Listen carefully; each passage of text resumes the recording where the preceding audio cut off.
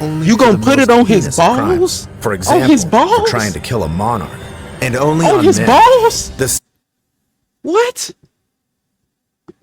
YouTube, what's going on? I got an interesting video for y'all today, bro. It's comparisons of the most painful punishments. Part 2 it is. I didn't see part 1, but I'm going in on part 2, so let's see it. Some contraption keeps your mouth Pause. secured in the open position, and some tool is approaching your face. You'd love for this to be a dentist appointment, but alas, you've said things you shouldn't have, and now they're gonna cut off your tongue since you live in the Middle Ages. What? In this video, you'll learn about the top most dreadful punishments that could have happened to you back then and how horrific they were according to the pain scale. The scale is based on real scientific research and gives an approximate assessment of the suffering a person can experience. We'll start with the tongue terror. So, you better put that sandwich away. Imagine somebody coming to you saying, bro, you know what time it is, bro. We got that tongue terror sitting outside for you, waiting on you right now, bro. You know what to do. Stick that mug out, boy. You know what time it is. Pause. Viewer discretion is advised. If, in medieval Europe, you dared to say that rain wasn't caused by prayers and killing people in the name of God wasn't exactly okay, it'd be enough to make you a heretic and a traitor. You'd be detained and sentenced to have your tongue cut off. For this, executioners devised a special tool that looks like scissors. The victim's tongue was placed between its blades, and then the torturers would tighten the screw on the handles. Often, the scissors would be heated with fire before the punishment. This might have partly been a good thing. So not only are you finna rip my tongue off, but you also gonna burn my shit on the process of doing it? Wicked work. Wicked work. This would cauterize the wound. In the Middle Ages, there was no such thing as surgery and sterility. And, apart from the instant pain, the victim would likely suffer from infections or even die from blood sepsis. Oh my Despite all this, the tongue terror torture received only 39 out of 140 points on the pain scale. In reality, the executioners rarely wanted to shut the culprit up since their job was predominantly to obtain information, or a confession. Hell no, fam. In Japan in the early 17th century, they came up with a special kind of torture to make you admit you're not a Christian. Back then, the country's last samurai government, under the helm of an authoritarian leader, outlawed Christianity, and tens of thousands of believers were persecuted. One of the most widespread methods of making a person recant their faith was a torture method called anatorushi, which literally translates to hanging.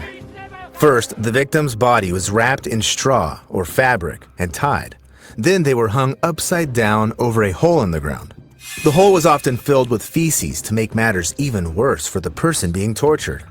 The executioners also made small cuts near the person's temples to lower their blood pressure to stop the victim from going unconscious. If it did happen, there were doctors nearby who would make the person come round and hang them over the hole once again. Although they want you to feel every piece of this pain. You ain't resting, you ain't sleeping, you ain't getting none of that. It's none of that. Finish, cook, none of that. You gonna feel every piece of this. All the pain. I want you awoke for this. Damn. Let me plug in my computer charger real quick, man.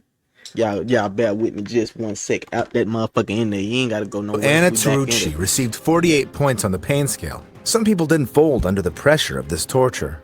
Around 2,000 Christians stayed faithful and died as martyrs. Yes, sir. However, the main religions in today's Japan are Shintoism and Buddhism, and Christianity accounts for a meager 1.5%.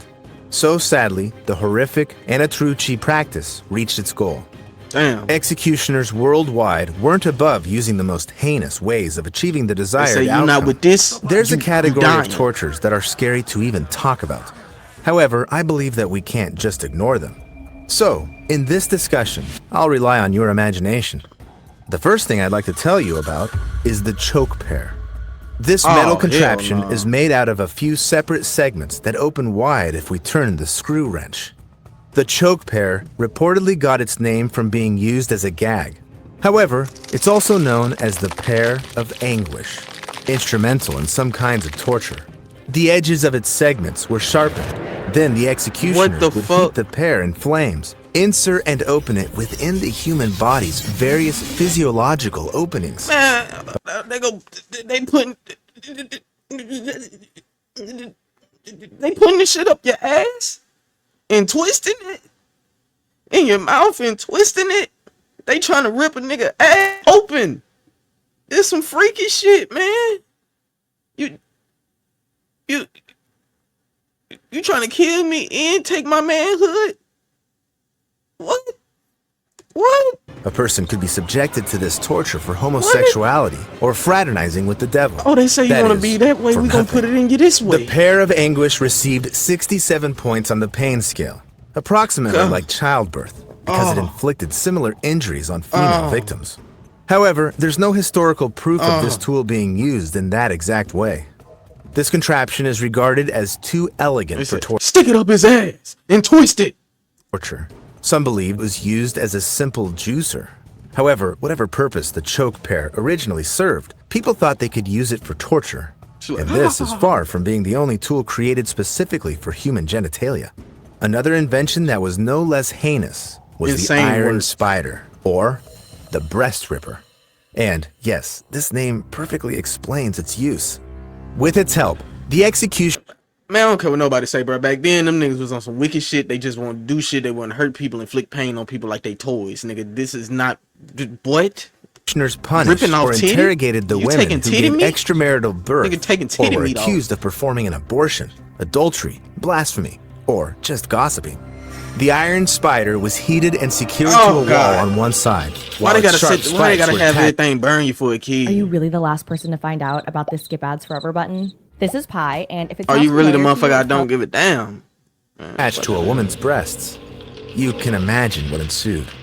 Although the use of this contraption in the Middle Ages is doubtful, cutting off people's breasts as a form of punishment was used in reality. The ancient Romans subjected Christian martyrs, Agatha of Sicily, and Saint Barbara to this before executing them. Such torture takes 73 points on the pain scale. However, men are even less fortunate in this regard. Their intimate areas were also targeted by executioners who created the crocodile shears. Oh, shit. The crocodile shears. Nigga, do you see this motherfucker? Look at this shit, man. Hold on. Let me make myself a little smaller real quick so you can see that shit. Look at this shit, man. They're going on my dick, man. You want to take my shit? You want to staple my shit closed?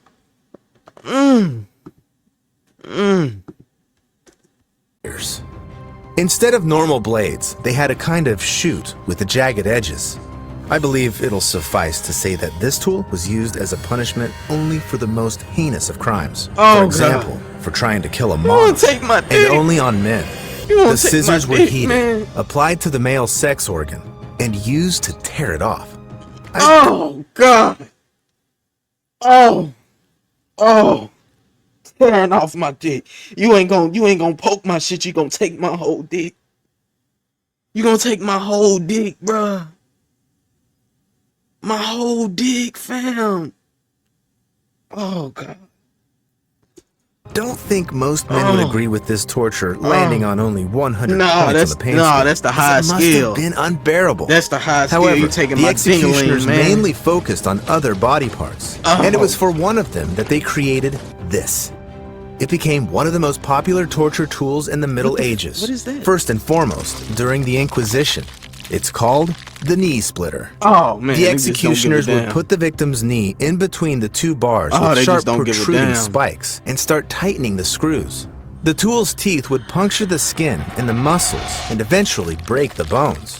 After such torture, not only did people confess to everything, even the things they didn't do, but they were also maimed for life.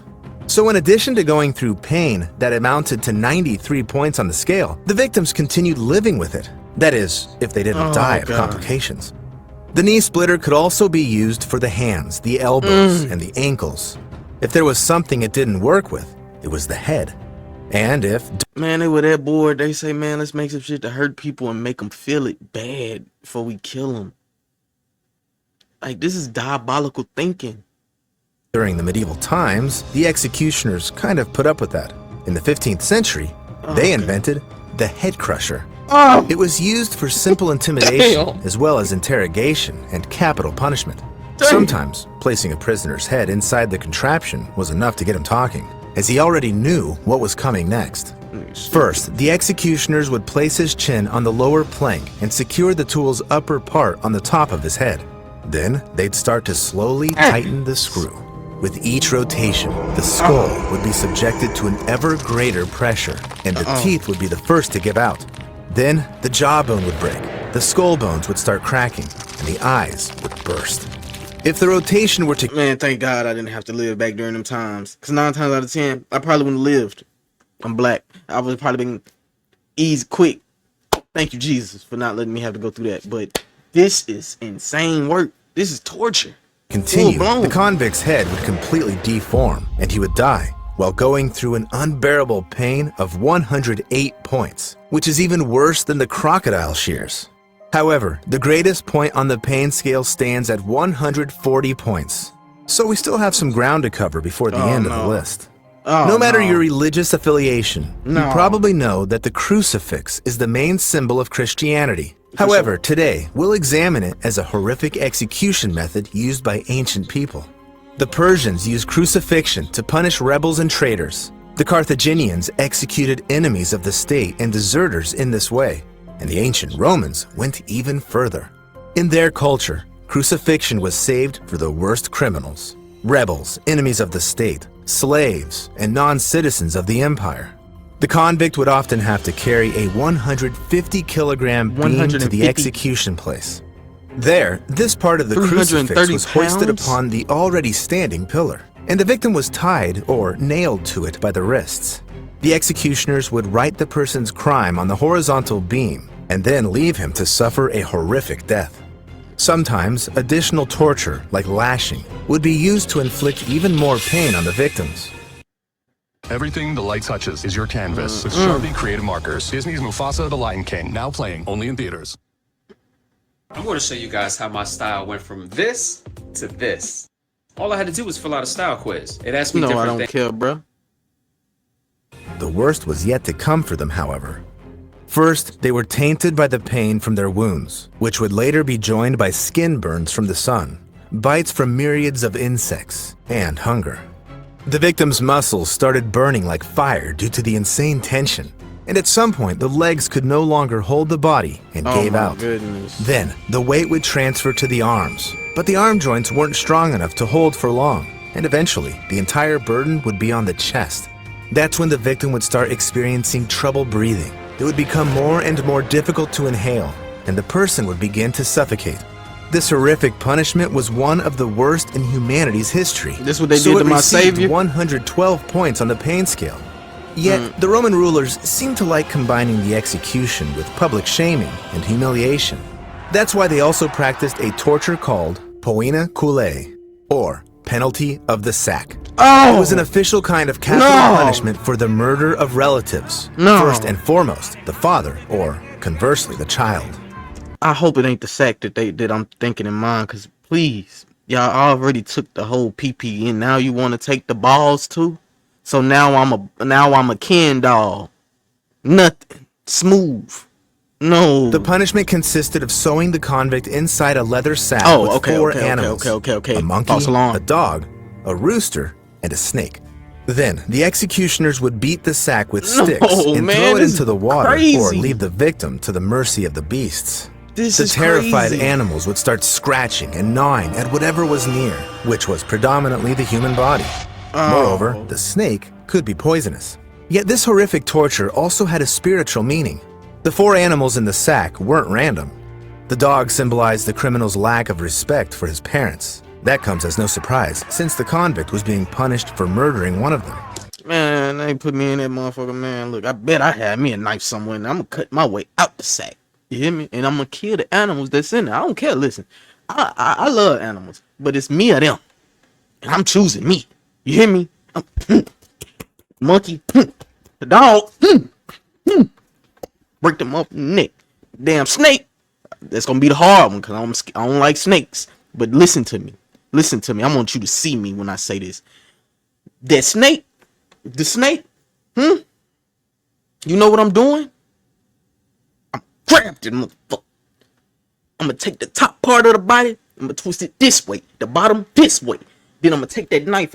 Once I I promise I'm gonna be the one that get out. I'm gonna get out.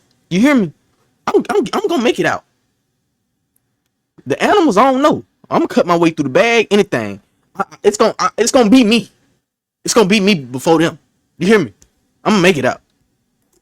The reason for this choice was that puppies are born blind for the first 9 days of their lives and can't see who they're growling at. The rooster stood for the criminal act itself, and the Like, snake the rooster? symbolized the convict's parents' Don't grief. fuck with no snake. The even on monkey camera. meant I the don't- criminal himself, since although it looks like a human, it can't be regarded as one. It's hard to tell if the symbolism itself could bring additional suffering to the I'm convict, taking them out. but they were already up. experiencing pain that reached 128 points on the scale. They gonna It's experience pretty pain, close not to me. the I'm not maximum feeling. point. I But ain't there were feeling even nothing. worse tortures. The animals For gonna example, have to feel that pain. the iron I'm chair. gonna cut out the bag. It I'ma was get most out. likely a chair with a tall backrest, arms, Oh. and even a footrest. The only detail was that all of these surfaces were covered with sharp nails. With the help of belts and poles, the convict was secured on the iron chair to maximize the area of their body that touched the nails. Such contraptions were widespread in medieval Europe and could slightly differ in their design. In China, the chair was covered with the giant sharp blades, but their purpose was the same, to inflict maximum suffering on the victim. As you may know, there's a practice of standing on iron nailed covered sadhu boards. Do modern people really willingly go for medieval tortures? Actually, a few minutes after the start of the practice, if you relax, the foot pain completely disappears. But it's not the same as the iron chair. Firstly, it's impossible to compare today's nails with medieval spikes. Secondly, those tortures were accompanied by fire. The chair was moved closer and What's up with closer. these people, man, in this fire, man? You trying to burn me with everything we do? You gotta burn me every time? And the spike sharp as fuck? To the flames.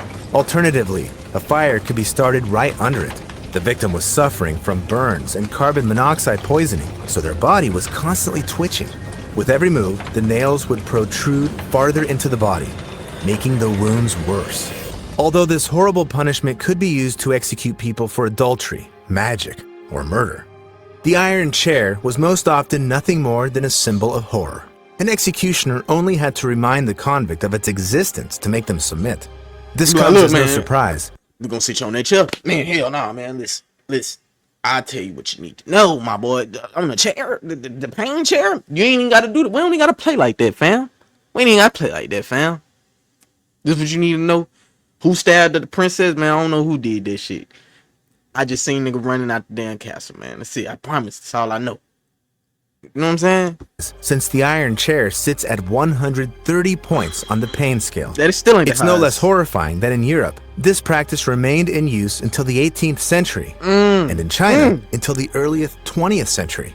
However, a record-breaking, horrific punishment that received the top points on this list is worse than everything that came before it combined. We're talking about being hanged, drawn, and quartered.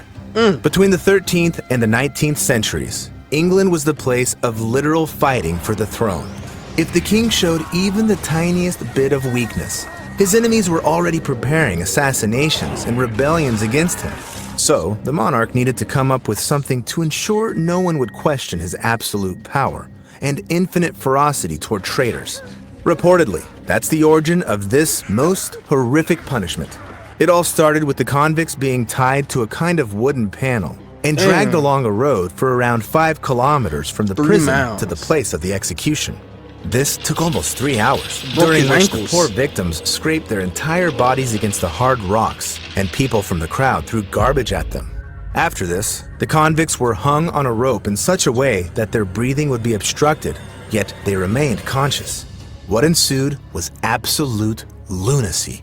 The executioners would brutalize the convict in the most horrible ways imaginable to ensure that everyone who saw and heard about it wouldn't even think of going against the king.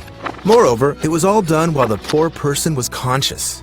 If he were to pass out, he'd be reanimated, and the torture would continue. In the long centuries, hundreds of rebels were executed like that in England, including the legendary knight William Wallace, who fought for the independence of Scotland. It's hard to say at what point exactly the poor people subjected to this inhuman suffering would die. However, before leaving this world, they went through a torture that reached the maximum of 140 points on the pain scale. All of this is so scary that it might be better to never have heard about it. Still, in this Man. way, firstly, you have safe content that tickles the nerves. And secondly, you now know what humanity should never go back to.